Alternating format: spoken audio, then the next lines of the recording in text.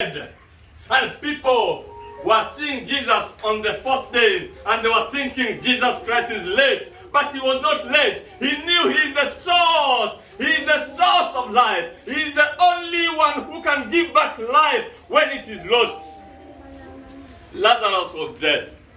And they were saying, but Master, he will rise up at the last day. Master, had you been here, huyu Lazaro hangekufa. Wanasema. Lakini they don't believe that the Master who is standing here is the one responsible for life. Today I'm telling you, Genesis 1 verse 26 inasema ya kwamba you as a living being inside a flesh body, you are the only one given the power, the dominion, the right, the legal right to say something in this world night and day. You are a prophet of your own life. Amen. We live negatively in life. We speak negative things in life, and these negative things we speak in life ndio inaturoga. Then you go on your knees praying that whoever they wish, who wished you should die, then it is you who will die. I want to tell you, and I want to tell you the truth, that chunga sana mambo ya mdomo yako. Wakati unaongea kwa mdomo yako, chunga yale yanatoka kwa mdomo yako. Chunga yale unanena kuhusu watoto wako. Chunga yale unanena kuhusu kutembea kwako. Chunga yale unanena kwenye kikundi. Chunga kabisa. Because yale unanena, once you drop it, the enemy uses it legally against you. All the time we are living in a court. We are living in a court because the enemy knows the scriptures.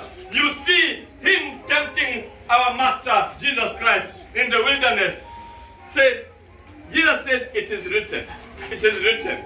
I want to highlight one part whereby he says that I'll give you all these kingdoms if you bow down and you worship me. Kwa nini anasema hivyo? Who gave him the kingdom? The kingdom of earth was illegally handed over to the devil, Satan, or Lucifer by the foolishness of our first Adam. Are we together? Allow me to use the word the foolishness of our first Adam. Because wakati unaasi sheria za Mungu, you become a fool. Say you become a fool. You become a fool wakati unatembea, unaasi kando ya sheria ya Mungu. Ndio maana Joshua anaambiwa, meditate upon this word day and night. Meditate upon it day and night, and you will be successful. Just be courageous. Just be strong and courageous.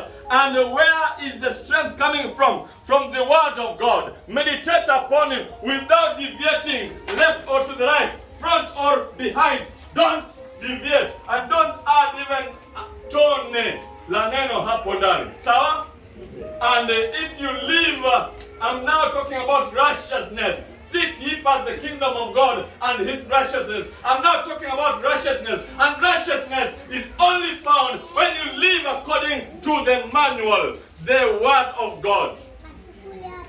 That's why God tells Joshua, for you to be successful, meditate upon this word day and night.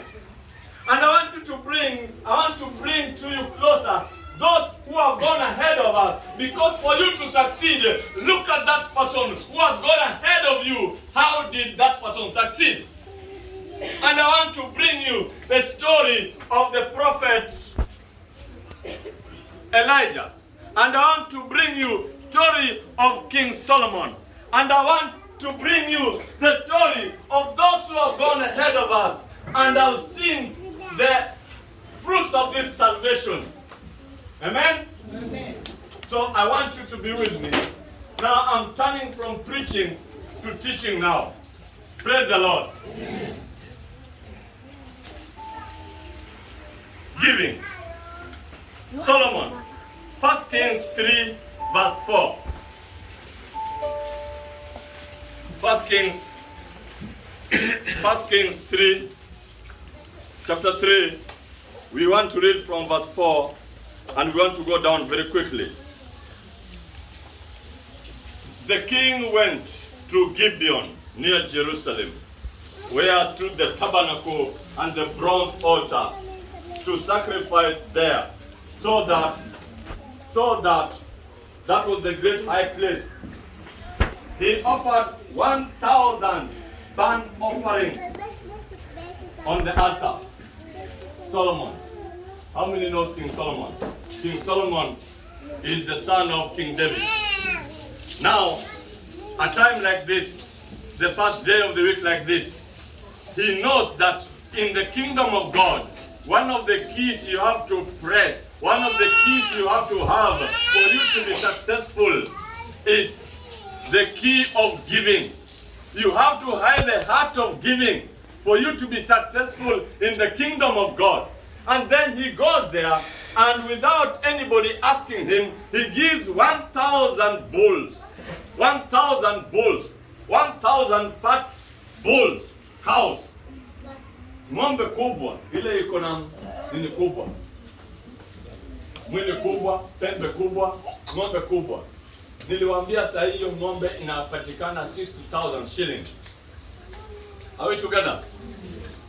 And then God accepted the sacrifice. God did what? Accepted the sacrifice that Solomon offered. Because he offered this sacrifice, he went to pray. He went to pray, and he had faith that if he prays, then God is going to answer his prayer. But before he finishes praying, he knows very well that you have to give something. You have to offer a sacrifice. Sacrifice means you are giving something, something that can touch your heart, something that you are giving and your heart is crying, something that is not gotten free of charge. You heard David saying when he wants to build the house of the Lord, and somebody wants to give him a free plot, then he says, no, I will have to pay the price of this plot, because I will not offer to my God something given to me for free. Many of us want to give God mabakio. And Solomon picks 1,000 bulls to go and pray, and to go and offer thanksgiving, and to go and offer an offering. He is giving. And then when you touch the heart of God, when something that you're giving has made you cry so much that you're losing something, the gift is talking to you. The gift that you're giving is now talking to you, and is talking back to you that why are you giving me? You see Isaac becoming the gift that the father of faith, Abraham, is going to give.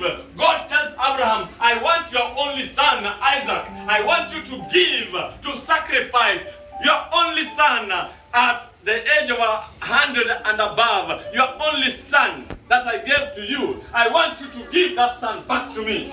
You go and sacrifice that son of yours. And then you see walking hand in hand with your sacrifice. And the sacrifice is very interesting, and the sacrifice is very beautiful, and the sacrifice is talking to you, and you're going to offer this same sacrifice, and your heart is dangling between two choices, whether to give or not to give, whether to give or not to give. But remember, you are giving to your own Creator, the first giver, the person who gave his only begotten Son to die for us, for the sin of the first Adam, for the sin that happened at the cross, at the Garden of Eden. And it was corrected by the death in the cross. I want to bring to you that God offered his only begotten Son at the cross to be an atonement for the sin that was committed by our first Adam in the Garden of Eden. I want to tell you that if you go against the manual of God, then you expire. You become poof dead. Many of you who are not there, that is the way it is pronounced. It comes without lightning. It comes without notifying you that it's coming. Now, you hit it slowly. Otherwise, it will take my Holy Spirit away from you. You hit it slowly.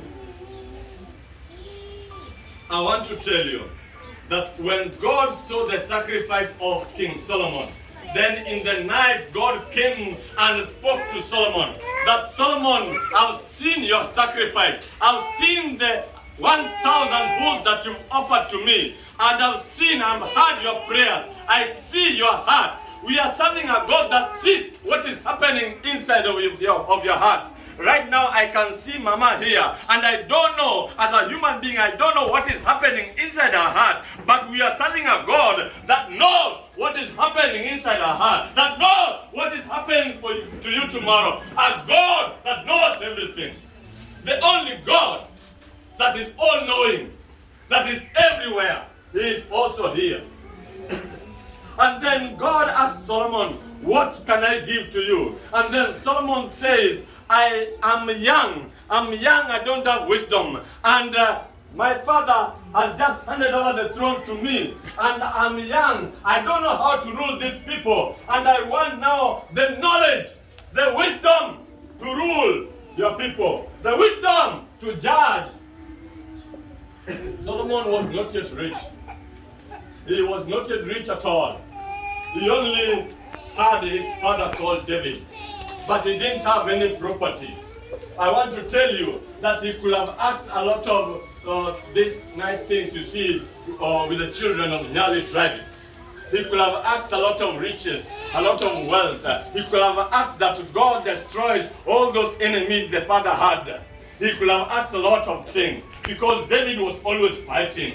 David was always fighting wars and wars. From fighting King Saul, he fought a lot of wars with the other countries. Solomon could have asked a lot of things from God. Solomon could have asked a lot of things from God. If God visits you tonight, what will you ask God? I know we are suffering. I know most of us don't have money. I know most of us are in the deep pit. And most of us could have asked God a lot of money. Most of us could have asked God to give us a big supermarket like Carrefour. Most of us could have asked God to give us another ShopRite. Most of us could have asked God to own the whole city of Nairobi. I know for sure. But Solomon, in his poverty, because he didn't have anything, he asked God wisdom. And God said, because you're not asking me to destroy your enemies, because you're not asking me to destroy all those who have persecuted your father, because you're not asking for riches and gold, because you're not asking for any other thing, I'm giving you wisdom. And this wisdom I'm giving you is more than any other wisdom anybody living or dead will ever ask me. I will never give anybody such a wisdom in a lifetime. And nobody will rise again who I'll give more wisdom than you. So please, when you pray, know the word of God. Don't start asking God to give you wisdom like that of Solomon. Because he swear that he will never give any other person more than he gave Solomon. It is written. Read your book. Read the manual. So when you go praying, know what to ask God. Just ask for wisdom. Don't start comparing. Oh, God, give me the same wisdom you gave King Solomon. He will not give you. Because you are contradicting his word. Let me read. Maybe some of you did not read it. Okay? Let me read. Now, O Lord my God, I'm in verse 7. You have made your servant king instead of David my father. And I'm but a lad. I know not how to go out or how to come in. I know not how to begin and how to finish. So, give your servant an understanding mind and a hearing heart to judge your people, that I may discern between good and bad. For who is able to judge and rule this your great people? it pleased the Lord that Solomon had asked this, God said to him, because you have asked this, and have not asked for long life, or for riches, nor for the lives of your enemies, but have asked for your self-understanding, to recognize what is just and right. Behold, I have. Say, I have. I have. Not I will not. Not I will. I have. Say, I have. I have. All I have. Behold, I have done as you asked. I have given you a wise, discerning mind, so that no one before you was your equal, nor shall, say nor shall any arise after you equal to you. Nobody will ever be given the same kind of wisdom that was given to Solomon. He was given the extremest wisdom. Say the extremest wisdom. And God is saying, nobody later shall arise after you to be equal to you. Okay? I have also given you what you have not asked. If you are clean in heart, if you are truthful in your heart, and you ask God things which you've designed in your head, things zile umeshafikiria kabisa, ukaweka juu ya meza. Fikiria kabla hujaenda kwa Mungu. Mungu hataki watu wanaenda kubabaika. Mungu hataki watu wanaenda kubobojika hapo na maneno mengi. Mungu anataka ukue mtu sharp. Unaenda kwake ukiwa sharp, alafu unasema maneno machache yenye unaamini na anakupa. Na sasa anaweza ona ndani yako akupe zaidi. Naye Mungu akafanya nini? Wacha nikusomee. I have also given you what you have not asked, both riches and honor, so that there shall not be any among the kings equal to you all your days. And Solomon, with that word of God, Solomon reigned in peace for all those years.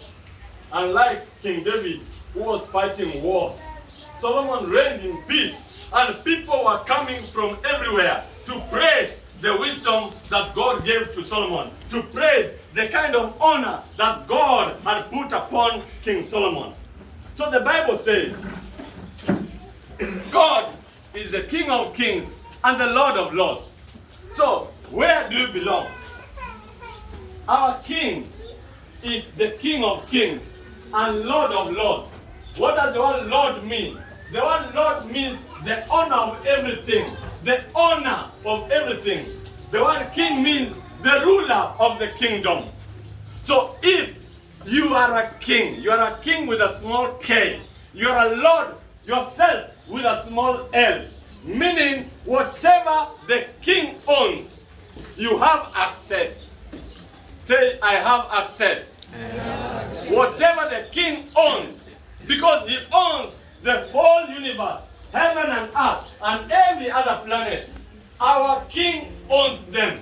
And he is called the King of kings and the Lord of lords. And we have been given kingship. If you have been given rulership in Genesis 1 verse 26, and Christ Jesus came back and became human so that he can redeem back that which was stolen by the enemy in the Garden of Eden. And then he gave it back to us. He gave it back to us. And now we can now enjoy the inheritance. We can now call ourselves kings with small k. We can now call ourselves Lord with small l. Because our King, Jesus Christ, is the King of kings and the Lord of lords. And he owns everything. And that is the reason, because you have access, because of the throne, because of the growth, because of the blood of Jesus, you have access. Now, you can call yourself king. Have you ever seen a poor king? Who has ever seen a poor king, a poor lord? We call those who own houses landlord, isn't it? Can a landlord be poor? landlord. Don't talk about kiosk. A landlord. Can a landlord be poor? No. So if you are Lord with a small L, can you be poor? So it is in our mind. We have to have faith that now the death on the cross, the death of Jesus Christ on the cross, did something wonderful. Something that was lost by the first Adam was given back to us by the second Adam. The second Adam is our Lord Jesus Christ. He had to come down and live with us for 33 years.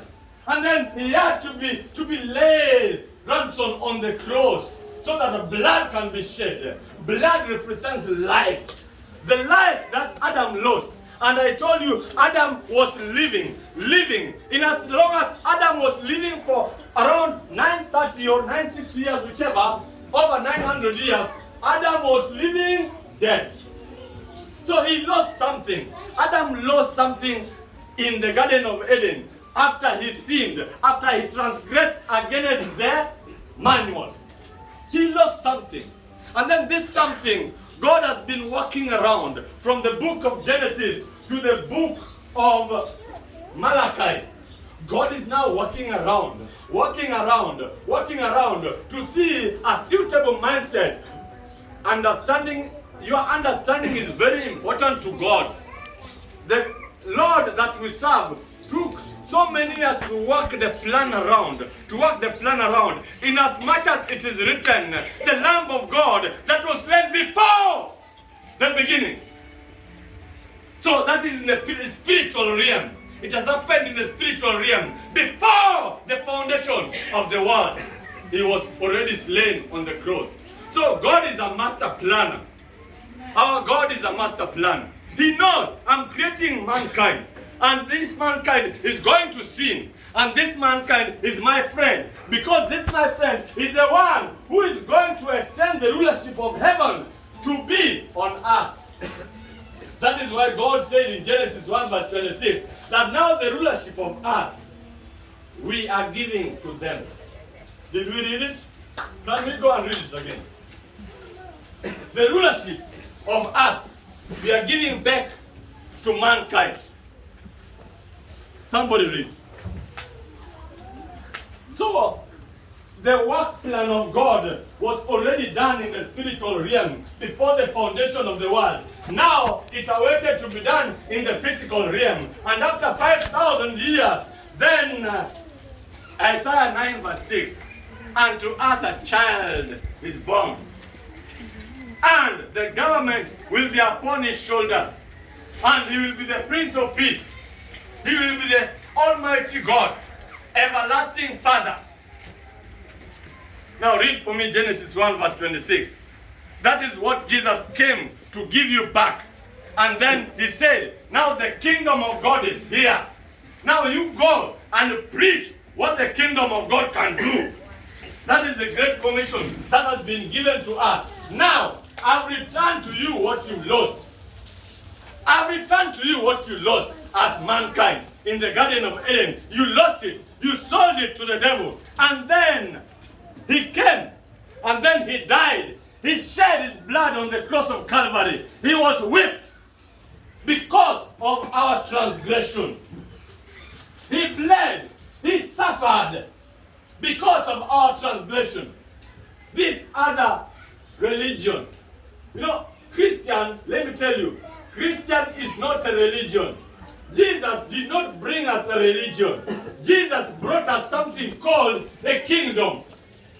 The kingdom of God is here. He did not say religion is here. This other one called Buddhist or Muslim or what? Or Antheism. These other ones are called religion. But Christianity is not religion. In fact, the first people who called it Christianity were the people at Antioch. They were unbelievers. They were calling you Christians because they were seeing you following somebody called Christ. That's why you add I-A-N-S. You say Christian. Are we together? We serve a God, and the name of our God is Jesus Christ. He is the one who died and came back from the dead. He is the one who can raise Lazarus. He is the one who can raise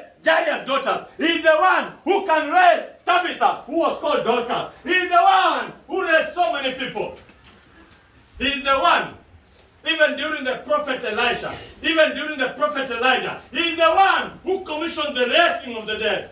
He is the only one. Nobody else. Compare. Bring your faith to me and then compare. Put it. Let us argue together. Put it on the table and tell me whether you're following raised who from the dead. Whom did he raise from the dead? I tell you about Jesus. Jesus raised somebody, raised so many people from the dead. We were living dead. We ourselves were living dead. We were into sin. Sin caused by our first father, Adam. We were already in sin. And when you're living in sin, you are living dead. Hata kama unakula nini, kama unakula kachumbari, unakula nyama, but you're living dead. You can be talking, but you're living dead. You are cooked dead.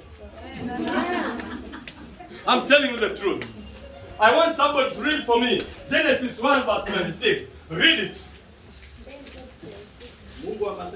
Mungu akasema, tufanye binadamu kwa mfano yetu, kwa sura yetu, wakatawale samaki na nini, ndege angani na nini, na majini yote na nini, na inchi yote pia, watawale kila kitu inatambaa. Wewe unakaa hapa na umefuga nyoka nyumbani na you believe in that thing. You believe in that creature. And we are preaching the gospel of Jesus Christ here. And we are telling you Jesus Christ is powerful, more powerful than death.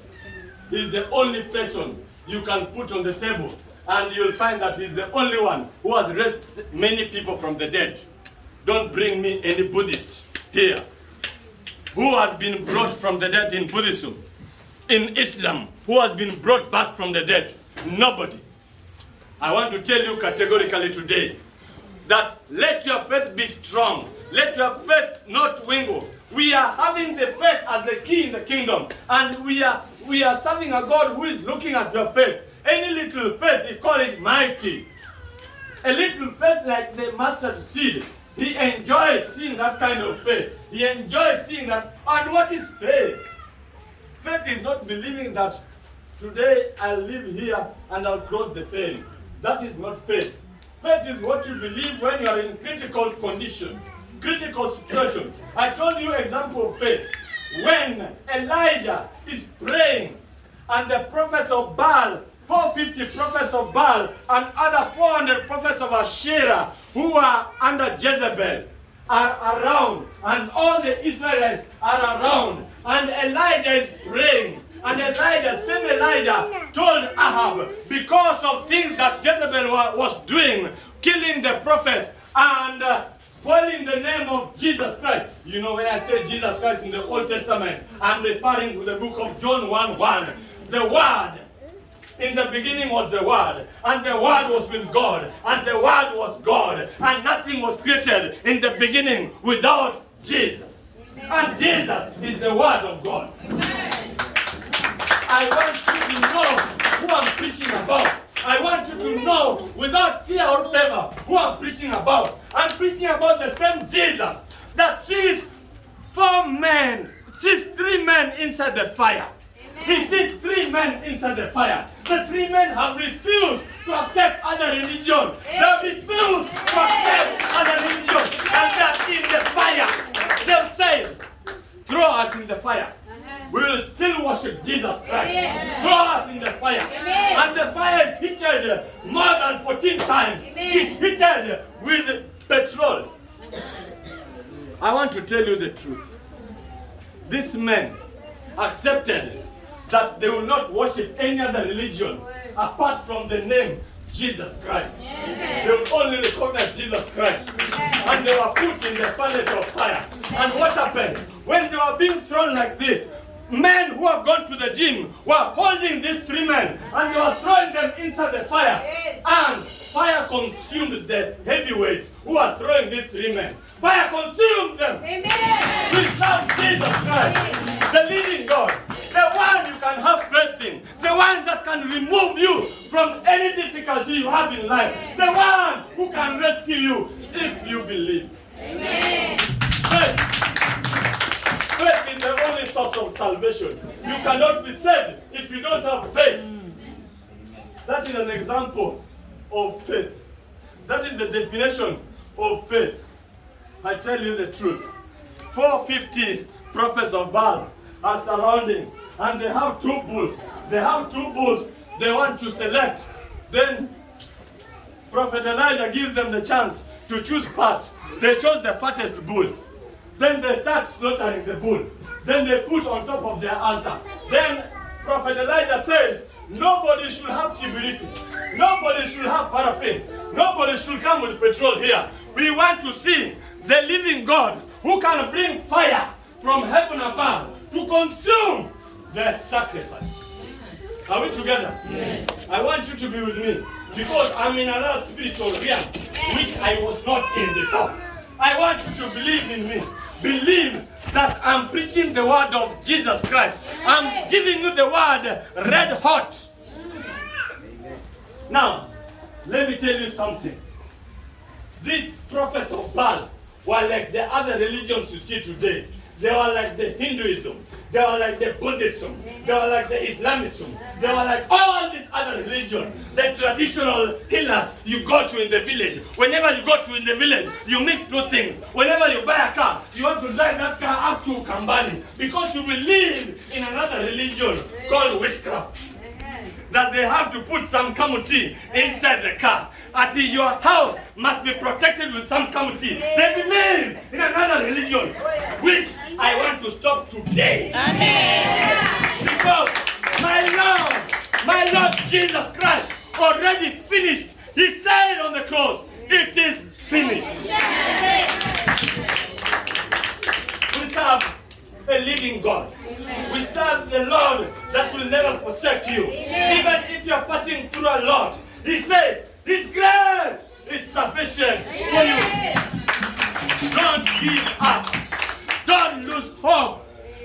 My dear brother, you are in bed, and when you are turning, you are thinking that you are moving Mount Kilimanjaro because of the wounds inside your heart, the wounds inside your body. But Jesus says, by my stripes, you are healed. Amen. By my stripes, you are healed. In the name of Jesus Christ. I want to give you Jesus. I want to give you Jesus. I don't want a situation that you don't believe, and then you allow Satan to live inside of you, and then you come on Sunday to roll here. I want you to believe today. Say, I believe in Jesus. I believe in Jesus. He's my Savior. He's my Savior. Any evil inside of me. Out now. In the name of Jesus. And the prophets of Baal were now praying. They were praying to their Baal. And Baal could not listen. And Baal could not hear them. And Elijah told them, maybe he has gone to kufanya mawazo. Maybe ameenda kuwaza. Maybe analala. Mwamsheni. Wakaanza kumwamsha. Kutoka asubuhi mpaka jioni. Wakaanza kujikata. Wakaanza kujikata na wembe. Wakaanza kujikata na kisu. Na kisu yao ilikuwa Somali sword. Wakaanza kujikata. Wakajikata. 450 prophets. Hapo yote ilikuwa damu. Ilikuwa damu sababu kuna watu hapa. They don't believe in Jesus. Wanajikata. Hey, hallelujah. Amen. Wanajikata na panga. Wanajikata na msumari. Wanajikata na wembe. Wanajikata na Somali sword. Wanajikata sababu wanataka ati Mungu wao aone damu yao. Vile wanajikata ndio ajibu with the fire, and nothing came. Say nothing came. Nothing came. There's no greater person than Jesus. Amen. We have Jesus Christ. Amen. The living God. Amen. Then Elijah rose up and told them, put now my bull. Put my bull upon 12 stones, representing the house of Jacob. Put my bull upon the 12 stones. Put my bull upon the 12 stones. And then he called upon the name of the Lord. But before that, he told them, because you have to believe, mwaga maji, mutungi mingi around. Wacha ikuwe wet. kibiriti inawakisha kitu iko wet. Wacha ikuwe wet. Wacha ikuwe wet ndio waone. Wajue leo Mungu ni nani. Akasema few words. Mungu leo nakuja mbele yako. Sio sababu yangu, lakini sababu ya hao watu. They don't believe. And today I want them to believe that you alone are God. You alone are God. And it didn't take time. In a twinkle of an eye. In a twinkle of an eye. Inasemekana kwa Kiswahili. In a twinkle of an eye. Translate for me. Because I'm in a different one. Translate. Inasema kufumba na kufumbua. Moto ikakuja. Moto ikashuka. Moto ilishuka, wengine waliona moto wakafent. Wengine waliona moto wakafent. Moto ilikuja. Moto ika-consume the sacrifice. The bull upon the 12 pillars of stone. Moto wa Mungu. Moto wa Yesu ikashuka. It doesn't matter the kind of problem you have right now. If you place it on the altar of God, if you place that problem in the altar of Jesus Christ, moto wa Mungu itashuka. Ita-consume hiyo janga kubwa. Hata kama mtu amekupeleka kwa uganga, hata kama mtu amekutakia mabaya aje, weka kwa altar of God, then the moto wa Mungu itashuka, ita-consume.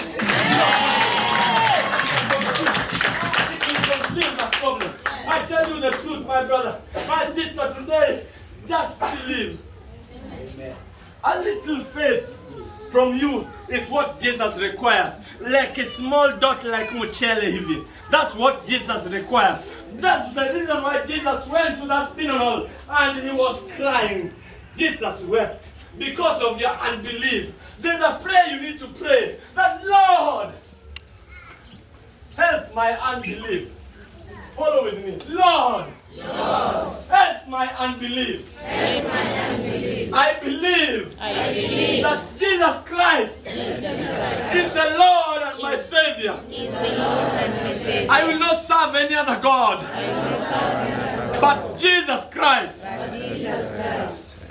He is the foundation of your salvation. He is the rock. If your foundation is rooted in Jesus Christ, I tell you for sure, even if it is job interview, nobody, even if somebody is there who has got PhD, nobody will defeat you in the line.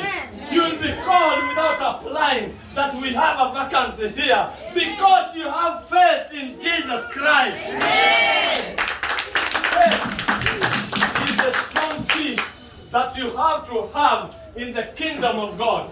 And faith, we are told that pray without ceasing. Pray without ceasing. Don't stop praying. Do not stop praying.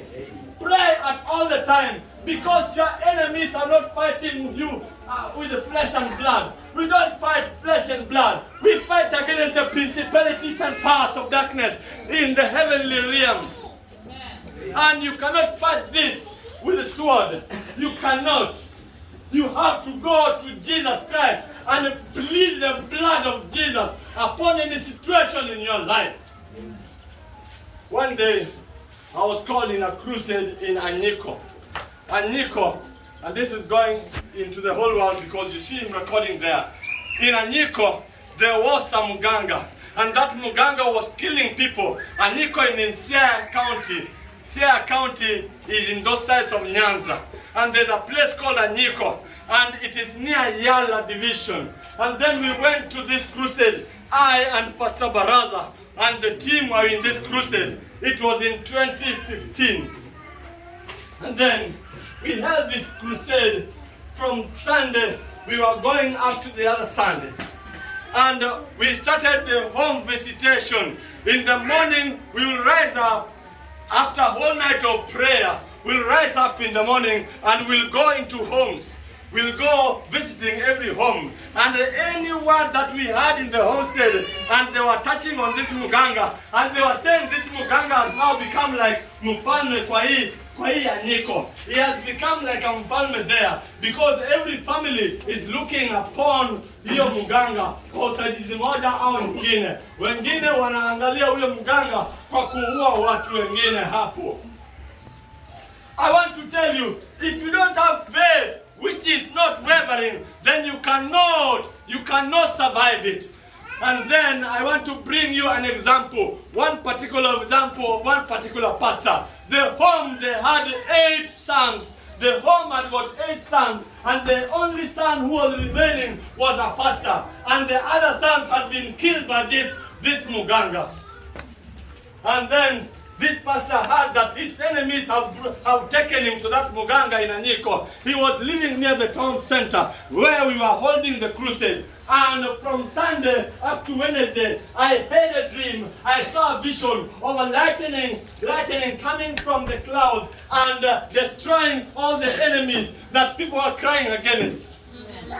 And I want to tell you the truth.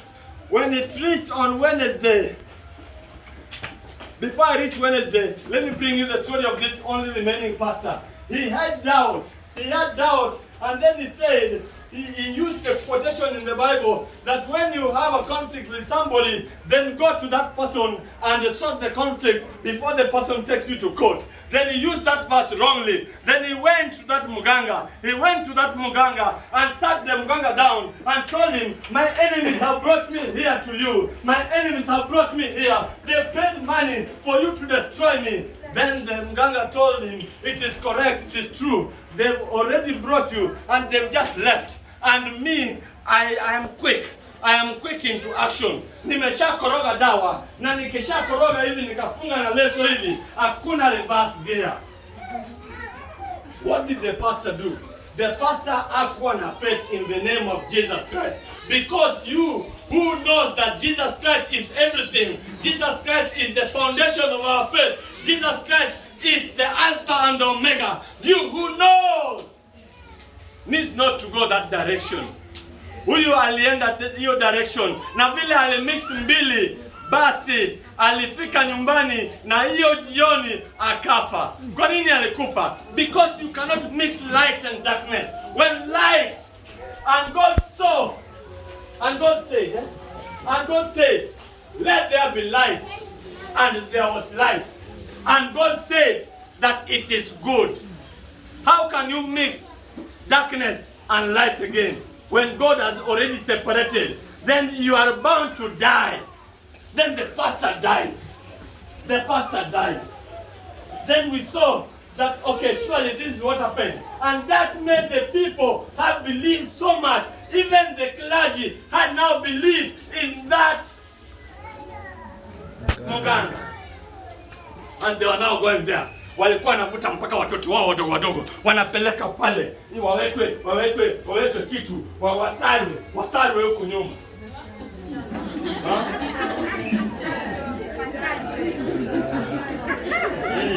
Imagine. Usaro ni Kijaluo. Si wanajua. Si unajua. So they were taking even their children. When they had cars, they were taking there. Because they saw that the Muganga had killed the pastor. Because the pastor did not believe in our Jesus Christ. Okay? Now, let me bring it to you. The people who believe, who will follow behind their footsteps, the prophet Elijah killed all the prophets. All those Wagangas, 450 of them. Elijah killed them. All. He killed them. He killed all of them, including the 400 prophets of Asherah who are there. He killed them all. So you who are Christian, follow the footsteps, the kind of faith and energy of Prophet Elijah. Amen? Amen. And you can only do this if you are prayerful. You have to pray without ceasing. Jesus says, this kind, some epilepsy was there. This kind, you can only remove this kind by prayer and fasting. Nothing else. Only by prayer and fasting can you cure things like epilepsy. When mtu wa epilepsy ameletwa kwako, wewe kama ni pastor, wewe kama ni mshirika hapa, umuombe. You cannot just stand up and start praying. You cannot just stand up, wake up and start praying. Battles are done in the night. There are some bulls which were changed in the night with your name. Zilichinjwa usiku na jina yako. and the bulls were costing a lot of money. There are some things you don't just live. You don't just live. If you're a Christian and up to 4 o'clock, you are still snoring gorongoro. You are still snoring gorongoro. When you cough then. Because let me tell you, at 4:45, King Ora inalia. King Ora inalia. Inaharibu destiny yako yote. Kila siku hapa Mombasa. King Ora inalia. 4:45. Nani anajua hiyo King Ora? Let me tell you, that is Satan. That is Satan. Let me bring it closer to you, home. The devil, from the beginning, says to Eve, it is not written that if you eat of this, you will die. If you eat of this, your eyes will be open. So he uses the same words to fulfill his mission. So you read the Quran. The whole of it is the Old Testament. Imebadilishwa upside down. Because the master planner is called Lucifer. He is the one who made prophet, the one they call Muhammad. It's Lucifer who made that prophet they are saying has got the word they are believing in. It is Lucifer, the one who turns the word of God upside down. You see, when Lucifer met Jesus in the wilderness, he was using the same word in the Bible to translate his plan. And Jesus was using the correct word of God to tell him that it is written. It is written. So as a Christian, you have to know 3 things. Number 1, you have to know the word of God inside out. Don't be like Eve, who is told that it is not written like that, and she believes. And we end up in the situation we were in until Jesus died on the cross. Don't be like Eve. Please, know how it is written well. And face the enemy head on and tell the enemy it is not written that way. And the enemy will flee. Jesus says, resist the enemy and he will flee. He will flee. So today, I want you to be waking up at midnight. Wake up and pray. And this is how to pray. Our Father, who art in heaven, hallowed be thy name. You pray the name of the Father. You recognize the holiness of his name. Jesus Christ is his name. Hallowed be thy name. Then, we have been talking about the kingdom of God. Recognize the kingdom of God, because that is our commission. We have been told, go and preach this message of the kingdom of God to the whole world. Then the end will come. You are asking that, pastors, we are preaching about soon coming of Christ. What is delaying this? What is delaying this? You are asking, pastors. And we are telling you that it is you who has delayed Jesus Christ from coming back. Because it is written, until this gospel of the kingdom of God will be preached to the whole world, then that is the time the end will come. Today, how many churches are in Saudi Arabia? If you tell me 1,000 churches are in Saudi Arabia, I will tell Jesus, now it is the right time for you to surprise us like a thief in the night. Because if you tell me the gospel has reached Saudi Arabia well, and people have heard the gospel, then tell me to start praying that, Lord, fulfill your prophecy. Nobody knows the time, but now the gospel has reached to the Saudi Arabia. Come, Lord, come and give us rest. But if you are telling us to go to Jesus and ask him, he will say, continue preaching. Don't be ignorant. Okay? Now, I want to tell you, our Father who art in heaven, he lives in heaven, in the secret place above. So when you pray, don't go mentioning so many words like he is deaf. Don't think he is Baal. It is Baal who was being worshipped from morning to evening with many words, and he did not answer. So our Lord is not wicked like Baal. He cannot be compared. So don't go mentioning so many words there, repetition words, like the people who don't believe. They go, they say a lot of words. Some people have even abused God in this kind of prayers, whereby somebody just mentioning a lot of mpaka anakuwa confused, anatukana Mungu. So please,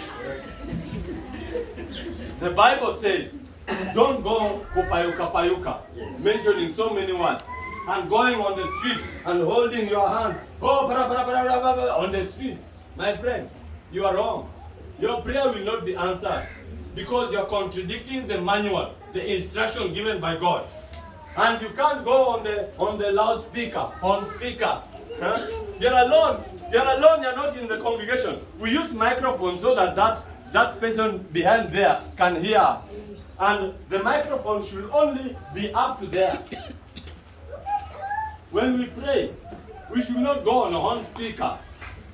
Mungu wetu sio kiziwi, anasikia. So just go, knock your door, pop, then go in your carpet, kneel down and pray. If you see the way Elijah was kneeling down after destroying the prophets of Baal, then he went. You know, it's the same prophet Elijah who said, there won't be dew or rain until such a time that I will say. A prophet is very, very powerful. I'll read for you the book of Hebrew, and I want you to read this. The book of Hebrew 13, verses 17. And I want you to read this because I want you to know how powerful a prophet upon your life is powerful, can destroy your life. Read it. If you don't follow these keys I'm teaching you about, then a prophet, a pastor can destroy your life. It is in your hands to obey. Read it. Hi. Holy Spirit, thank you. Leo kumewaka. Sema kumewaka. Kumewaka. Read it. Sijui sanga. Kumewaka. Kama uko hapa na bado unababaika, mguu zako iko hivi, then you are a branch that does not bear fruits. If you are a branch that does not bear fruit in the kingdom of God, then the master, who is Jesus Christ, will come and prune you, will come and cut. Prune is like cutting the bad one. Zile zinamea zikienda chini hivi. Nakata. Yaani wewe unamea uendi juu. You are a branch, unamea ukienda hivi chini. Sasa unaenda wapi chini? Unaenda wapi? Si mti inaenda hivi juu. Ikiangalia hivi juu, ikimetameta ndio imee matunda. Ama namna gani? Kama wewe ni branch na wewe hauleti matunda, hauzai matunda, then you will be cast like a fig tree. Then the next day wanafunzi wakapita, they found the fig tree dried, dead, with just one word like this. And Jesus says, if you are a Christian, you are a branch that does not bear good fruits, then you will be pruned out. And when you are pruned out, the bad branches which have been cut by panga inarushwa kwenye moto, na moto zitasiagwa, zitakuwa kama ashes. Sema ashes. Ashes. Say Lord, Jesus Christ, make me fruitful. Make me fruitful. Don't make me an habitation of devils. Don't make me an habitation of devils. Any devil inside of me, by the power in the name of Jesus Christ, come out! Come out! Yes. You have to mention by name. Sometimes when we do deliverance here, then wewe mwenyewe hujatamka, so tutatoa hiyo jini iko ndani yako aje kama wewe mwenyewe unamhost. If the host is happy with the guest, how can you, an outsider, enter the bedroom and remove the guest? How can you? The host is very happy with the girlfriend inside the bedroom. Wewe uko nje utavunja hii mlango ya chuma, utaingiaje bedroom kutoa huyu? So hiyo jini iko ndani yako. Wewe tema nje na mdomo yako. Sema naamini Yesu Kristo peke yake. Naamini Yesu Kristo peke yake. Sitaki majini yaishi ndani yangu. Sitaki majini yaishi ndani yangu. Majini yote. Majini yote. Katika jina la Yesu Kristo. Katika jina la Yesu Kristo. Toka. Toka. That is the way. You just say it once and you believe. Don't repeat it many times. Don't have to repeat. In prayer, you don't have to repeat.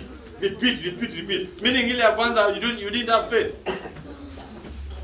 You have to have faith and trust in the words of your mouth. You don't have to repeat things like people who are in class 1 in school. Mungu apendi, anasema, yeye anapenda. Anapenda mambo moja na maanisha. Ukimaanisha anakutendea. Sawa? Daniel ako kwa shida. Daniel, you know Daniel? Yes. Daniel ako kwa shida. Akapata jambo ingine kwa Biblia, funuo yenye hajui tafsiri yake. Na anataka kujua tafsiri yake.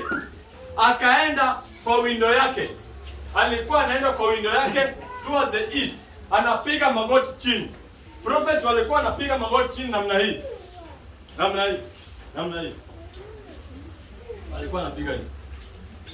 Unaniona? Namna hii. Hivi, alafu hivi. Wanaabudu. Wanasujudu. Sawa? They worshiping the only true God. Na wanasema mambo machache ndio Elijah alifanya. Baada ya kudestroy the prophets of Baal, alienda hivyo. Akasujudu. Sawa? Alafu rain ikakuja. Rain that was not there. There was even no dew in the morning for over 3 years, or like 3 years after. On top of Mount Carmel, he did that. Na akaambia servant wake, go and check 7 times. Naye akasujudu 3 times. The servant checked 7 times. The 7th time, akaona a cloud like a fist. A small cloud like a fist. Akaambia servant, go and tell King Ahab, aweke chariot yake ready, akimbie State House. Hii mvua inakuja itamkoroga njiani. Na mvua haijanyesha 3 years. Umesikia? This is the kind of prayer of faith we are talking about. You just pray once. And you have faith. And it happened. Already alikuwa ameshawafa nini? Sacrifice. Mnakumbuka? So in prayer, you have to do 3 things. Pray. Do fasting. Offer sacrifice. Have faith. And hapo, like lightning, it will happen for you. And I've told you, we are praying every day of our lives. Every day you are telling something about something from your mouth. Sawa? Tumeelewana? Every day, kila siku mama, unatamka neno kutoka kwa kinywa chako. Hiyo jambo unatamka ni maombi. Na inaweza tumika kwa njia mzuri ama mbaya. Kama unatamka mambo mabaya, yatachukuliwa na shetani na ibilisi zake kufanya kitu jambo legally ndani ya sheria kwa maisha yako. Sababu sheria inasema binadamu atamke tu na itatendeka. Sawa? Lazima binadamu afanye nini? Atamke ndio ifanye nini? Itendeke. Ukiambia mrogi kwamba mimi siwezi rogwa, I'm happy with mzee alisema I will not die young. That one goes into the spiritual realm in the legal courtroom na inajadiliwa. Sawa? That becomes your destiny. But tomorrow when you say opposite, then the enemy takes it. Maisha iko namna hii. Vile Adam alishatuweka ndani, so iko namna hii. Pande hii kuna defender, Yesu Kristo. Sawa? Na malaika zake ni wanajeshi wetu. They are there for our command. We can command them to go somewhere and do something and they will obey if it is in righteousness. Sawa? Tuko pamoja. Pande ile ni Ibilisi na malaika zake, third of the fallen angels ziko pande ile. Na katikati kuna the word which says we have given man dominion on earth and they will rule earth, and whatever they say happens where?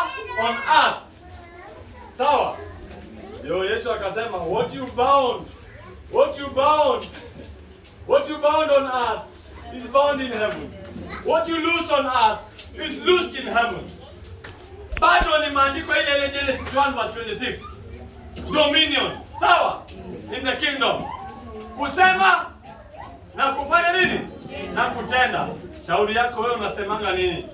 Chochote unasema iwe ni mdogo, iwe ni wewe ni mkubwa, inaenda kwa hiyo koti mara moja. Kila mtu ako na malaika yake.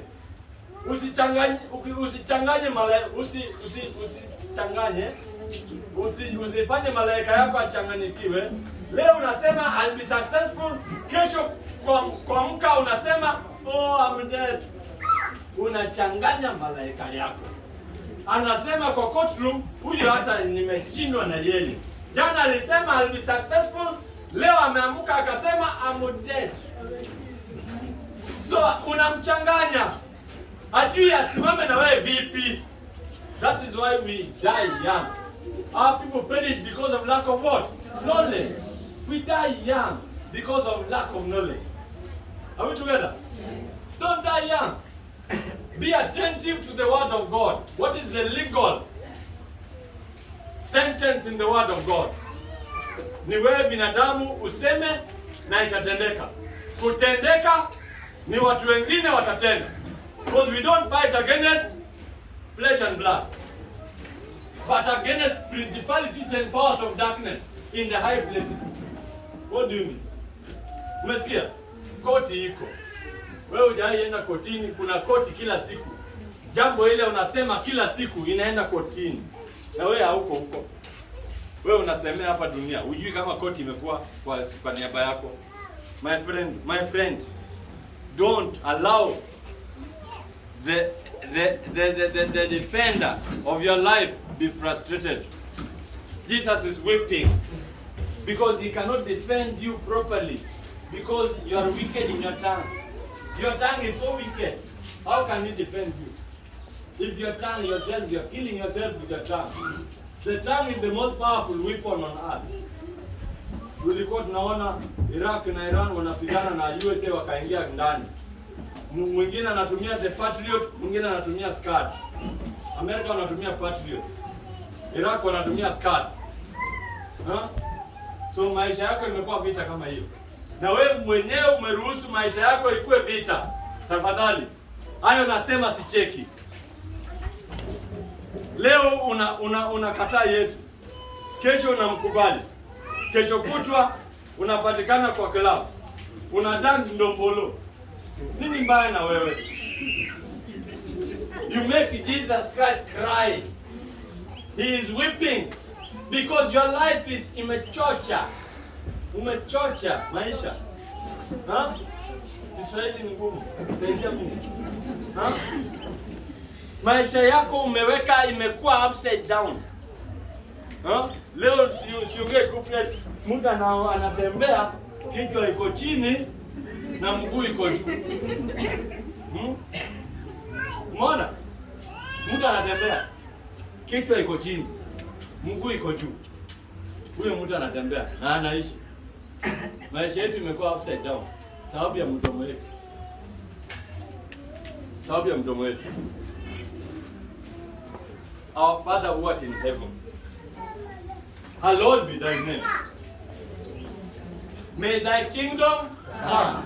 And if the kingdom has come, you have to forgive people, my friend. Because next, you are asking the daily bread. Next, somebody was not asking for daily bread. Mtu akaambia Yesu, yeye ako na galani. Nimesema kweli? Gala kubwa. Kubwa kama hii kanisa. Ameweka mahindi ndani. Anasema hiyo inaweza kumulisha na olia. Haya, wacha nikuletee karibu. Mwingine alikuwa ananikodeshea nyumba hapa Nyali. Nyumba ya kufanya saloon biashara. Nikaenda kumlipa rent. Akasema, Daniel, ni muhimu. Daniel, me I put property. The property I have here, the money I have here, I don't take to the bank. I have dug it underground here. And it can make me live for the next 10 generations. 10 generations unajua ni miaka ngapi? Generation moja ni 100 years. Ati anasema imani ile amechimba ndani ya ile nyumba pale karibu na Kenol Nyali inatosha yeye kuishi na kukula na wajukuu na watukuu na bla bla na bla bla na bla bla for 10 generations. Ilichukua mwezi ngapi? 3. Alikufa na kidney failure. Hakuandika wewe. Watu wanapigania mali. Ni mama moja alikuwa anaishi ndani yake, akachukua hiyo gold yote, akachukua siku moja akachukua 2.4 million akapeleka casino betting.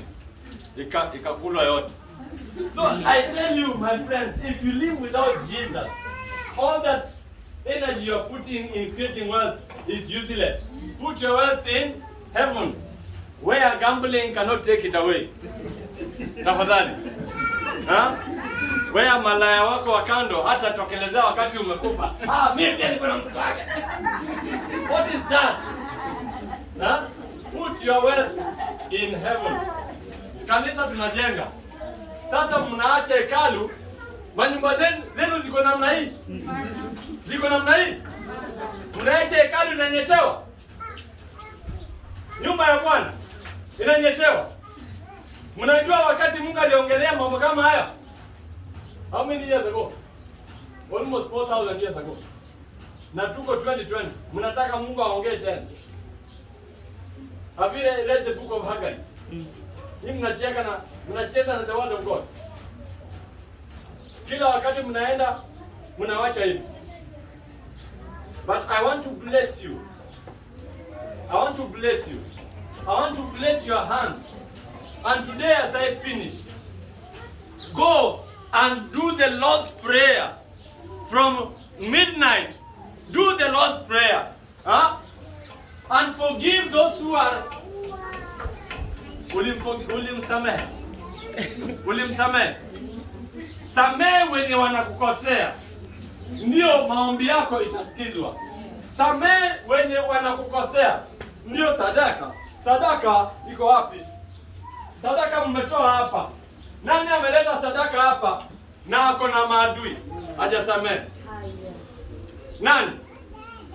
Unaleta dhihaki ndani ya Kristo. Nani ameleta sadaka hapa na hujasamehe jirani yako? Nani ameleta? Anaweka hii sadaka inakuwa haitakubalika. Ni vile pastor ameiombea. Hakuna power. Soma Hebrew. Kwani mnasahau mnafikiri nimesahau? Soma Hebrew. Soma Hebrew. Mlifungua mkaona amesahau. Mkasema na kufundele. Mkasema amesahau. Haya sisahau. Haitaisha. Watiini wenye wakuongoza. Watiini wenye wanakuongoza. Na kunyenyekea. Na mnyenyekee wao. Maana wao wanakesha kwa ajili ya... Wanakesha. Unajua tangu corona ikuje, hamjakuja hapa kesha. Pastor anakesha kwa ajili yenu. Pastor Tina hapa anakesha kwa ajili yenu. So Biblia inasema watiini viongozi wenu kanisani, mwatii. Sababu wanakesha kwa ajili yenu. Na watafanya nini? Endelea. Kama watu watakaotoa hesabu. Watatoa hesabu. Ili kwamba wafanye hivyo kwa furaha wala si. Wanatoa hesabu kwa nani juu ya maisha yako? Wanatoa hesabu ya maisha yako. Yani they are accountable for your life before God. They are shepherds. They are shepherds. Ni kama Musa. Wakati watu wawili walikosea Musa, Musa akawasamehe, lakini Mungu akasema hapana, Musa wewe unakuwa tu unasamehe watu kila wakati. Wacha mimi niingilie kati. Miriam na Harun, kwa nini mnaongelea mtu wangu kama ameoa msichana wa Ethiopia? Si ni mimi naweza kuuliza yeye, sio nyinyi. Na wao walikuwa wakubwa wake. So usijifanye mkubwa wa pastor hapa. Don't behave that way. Utapatikana leprosy.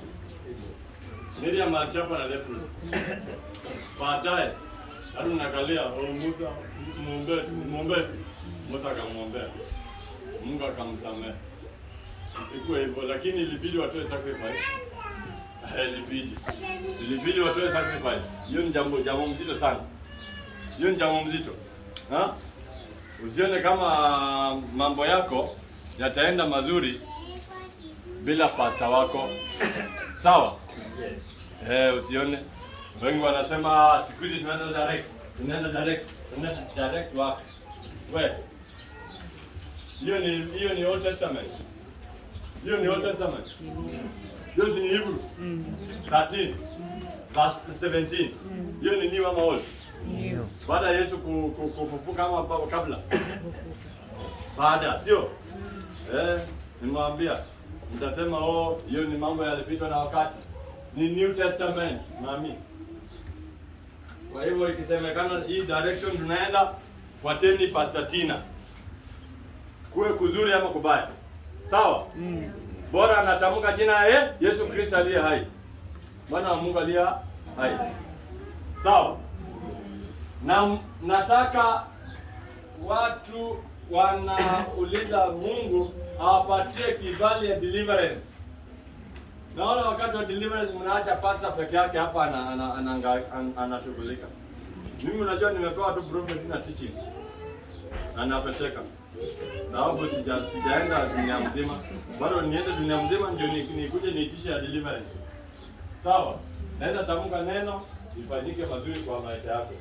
Na kwa kutamka kwangu nimegrow, nikajua kwamba natamka mazuri peke yake. I don't curse. Sawa? Amen. This tongue is for blessing, not cursing. Amen. Mama wewe. Amen. Yeah. Ndio maana nafanya kazi. Mtu siku moja akanikasi. Nikamwombea. Akakataa kupokea maombi.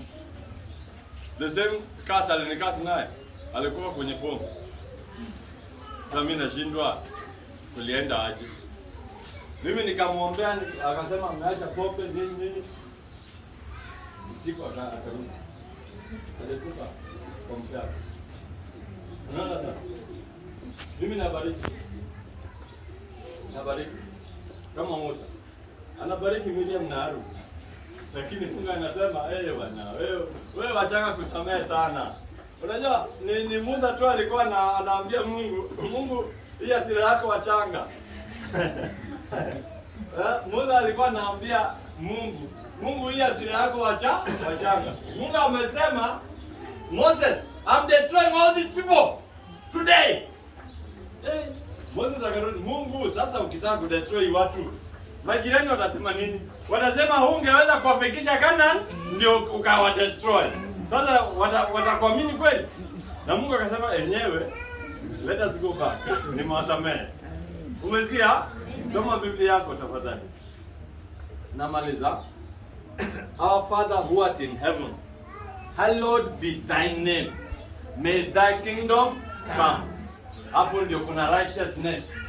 If you say thy kingdom come, hapo ndio inatakana you live in righteousness. Because hakuna kingdom without righteousness. Hakuna ndani yako. The kingdom must be inside of you. Lifestyle yako ndio kingdom. Ndio mambo inatoka kwa mdomo yako, watu wanasikia, watu wa dunia wanasikia kingdom. Sawa? Lakini wakisikia matusi hiyo kingdom kweli. Let the kingdom come and live inside of you. Say amen. Amen. And then you see the fruits of the kingdom. Ni excellence. Mgonjwa hayakuji. Kama inakuja kwa jirani, wewe ndio unaenda kubariki jirani. Nasema piga magoti chini nikuombee. In the name of Jesus, sickness go out. Na kesha anatoa testimony. Anasema unaenda kanisa gani? Unasema unaenda kwa Pastor Tina. Anasema chukua mimi Sunday uende. Anaenda anatafuta Biblia na dati. Hawasome Biblia. Biblia imekaa 10 years hajawahi soma. Iko na vumbi. Ana dati, anachukua ile nyanyake, alikufa kati. May thy kingdom come. May thy will be done on earth as it is in heaven. You naambianga the kingdom of God has come. So vile inafanyika dunia hii, ndio ifanyike wapi? Mbinguni. Give us this day our daily bread. Don't be like that fellow who was keeping vitu kwa gallery. Anafikiri inaweza kumtosha 10 years ama 10 generations. Huwa wanaenda up dead. Because yule Yesu mwenyewe akamwambia tomorrow, this evening, this evening, the angel of death is visiting you. Akakufa. Si alikufa? So gallery aliachia nani? Wakora wakule. Sio? If your foundation is not Christ, then your foundation is wrong. In the beginning, put God. In the beginning, put God. In the beginning, put God. In the beginning of your relationship, put God. In the beginning of your shara, put God. In the beginning of your rest, put God. In the beginning of your work, put God. In the beginning of your shop, put God. In the beginning of your children, put God. But in the beginning, God. Be very careful. Huh? Forgive my sins, as I also forgive what? Others who have wronged me. Sawa? Ndio nikachukua ile basket. Sawa? Aye. And then, for that is the kingdom. The power. Power ndio tunaongelea. Everybody in this world is searching for what? Power. Power. But glory to God. So whatever you ask not for your benefit, for the glory of God. We ask, but we ask amiss. We are asking amiss. Unatafuta gari ndio wasichana waende wakuone naye. Ndio yule mama jirani mwenye ako na visi akuone wewe pia umenunua Ractis. Jamani, kwa nini tunauliza vitu kwa roho mbaya? We ask amiss. Ask for the glory of God. That is the end of that prayer. For thine is the kingdom, the power and the glory, forever and ever. Not until yesterday, forever and ever. So stand up, we want to pray. Kwa kusema leo nilikuwa nimeambia Pastor Tina niko na mahali nakimbia. Kwa hivyo kuna maombi naanza, mimi nitaita na roho ikiniongoza nitatamka 1 2 3. Kwa wale wawili watatu watakuja mbele, alafu nitaenda. Sawa sawa. Father, in the mighty name of Jesus Christ, we thank you for your word. We glorify your holy name. Your word has sinked inside and has touched lives. Abba, Father, may you come and now dwell inside the hearts of these people who have heard your word. May this seed never be eaten away by birds of the air. May this seed never fall on a hard rock. May this seed enter and sink in a fertile land inside their hearts.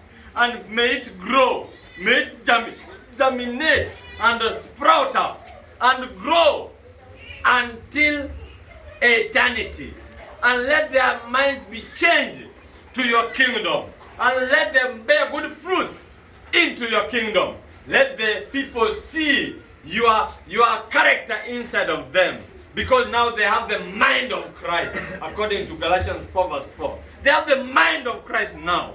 And now with that mind, oh God, hold their hands, so that your name can be glorified. In the mighty name of Jesus Christ, we pray with thanksgiving. Amen. Something is going to happen now. Something is going to happen. Something, continue clapping. Something is going to happen. Something is going to happen. Something is going to happen. I see you. You are having a lot of worries in your life. You are having a lot of worries. You are owing people. Unadaiwa na watu 5. Unadaiwa kwa maisha. Unadaiwa na watu 5. Unadaiwa na watu 5. Huwezi lipa hiyo pesa. Kila ukidaiwa unakimbia huku, unakopa pesa, unalipa huyu, alafu unakopa huku, unakopa huku, unadaiwa. Jina yako hata CRD. Kuja hapa haraka. Kuja mbele. Kuja pande hii. Kuja mbele. Come. Uko kwa madeni. Kuja mbele. Kuja haraka. Ukiwa kwenye madeni na roho inaita, unakimbia sababu unataka kuachiliwa. Kuja hapa mbele haraka sana. Nataka kwenda. Kuja. Father, in the mighty name of Jesus Christ, I release freedom from financial prison. I release freedom from financial prison. I release it. I release the freedom from financial prison. Let your people go. Let your people go from the hands of this Pharaoh. Let your people go from the hands of this Pharaoh. In the mighty name of Jesus Christ we pray. Amen.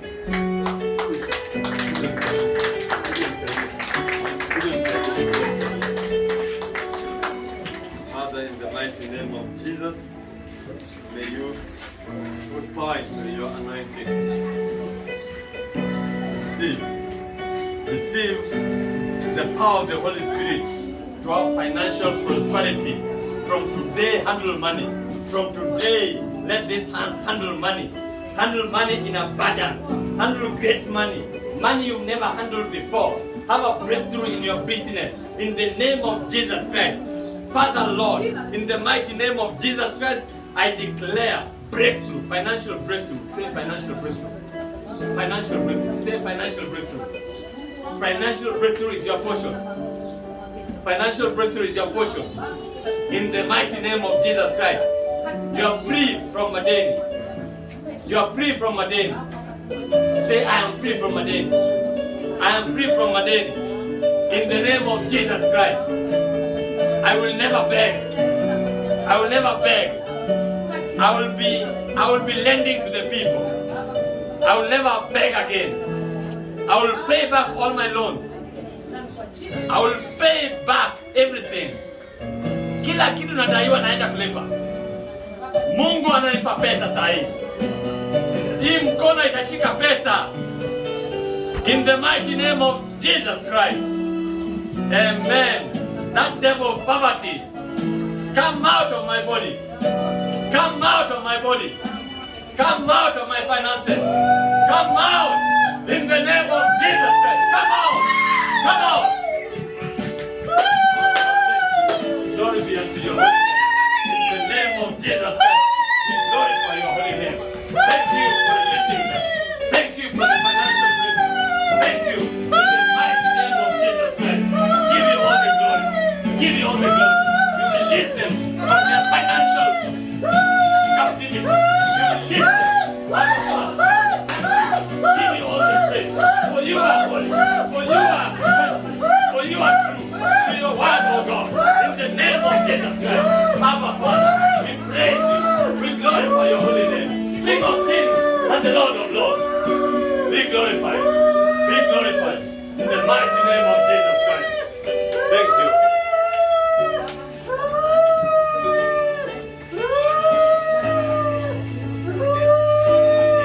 Father, in the mighty name of Jesus Christ, let your hand flow, O God. Let there be an overflow, Abba Father. In the mighty name of Jesus. In the mighty name of Jesus. Mtu mwingine ako hapa. Mwingine ako hapa. Mwenye amekuja financial breakthrough. Nani mwingine? Wameisha. Sawa. Thank you. Thank you. Pastor, come and touch my hand. I release the anointing. I release the breakthrough. In the mighty name of Jesus Christ. Touch from above, oh God. In Christ Jesus. Amen.